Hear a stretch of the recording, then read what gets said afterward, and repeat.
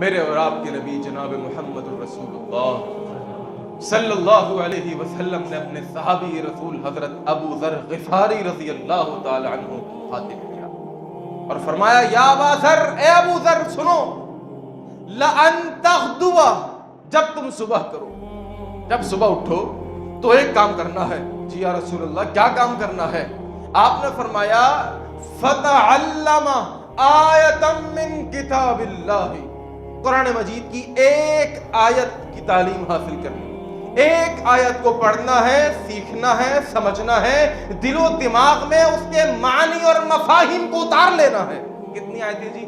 ایک آیت، کوئی پارہ نہیں، کوئی رکوع نہیں، کوئی صفحہ نہیں، ایک آیت کو پڑھو، سیکھو، سمجھو، اس کے معنی اور مفاہیم کو دل میں اتارو۔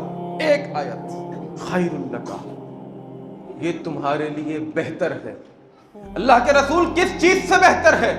نبی علیہ الصلوۃ والسلام نے فرمایا من ان تصلی 100 رکعت۔ اب اس کو میں اپنے انداز سے آپ کو سمجھاتا ہوں، توجہ رکھیے گا میری طرف۔ ایک وہ انسان کہ جو صبح اٹھنے کے بعد قرآن کی ایک آیت کو پڑھے، سیکھے، سمجھے، غور و فکر کرے، اور ایک وہ انسان کہ جو اٹھنے کے بعد وضو کرے۔ اب توجہ، وضو کرنا بھی عبادت، ٹھیک ہے؟ وضو کرنے کے بعد مصلی پہ کھڑا ہو جائے، مصلی پر کھڑا ہونا عبادت، اللہ اکبر کا نعرہ لگا کر نماز کی حالت میں داخل ہو جائے۔ پتہ یہ چلا انسان نماز پڑھے اور کتنی رکعتیں؟ 100 رکعت، 2 نہیں، 3 نہیں، 50 نہیں، 70 نہیں، 100 نفل رکعتیں ادا کرے۔ کوئی معمولی کام ہے؟ کوئی معمولی کام ہے 100 نفل رکعتیں ادا کرنا؟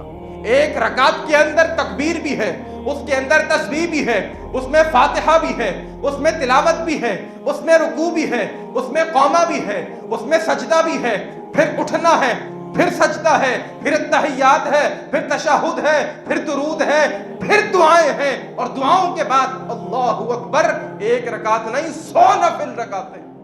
نبی علیہ الصلوۃ والسلام نے ارشاد فرمایا اے ابو ذر، ایک آیت کو پڑھ لو، سیکھ لو، سمجھ لو، یہ 100 نفل رکعتوں سے اجر و ثواب میں کہیں زیادہ ہے۔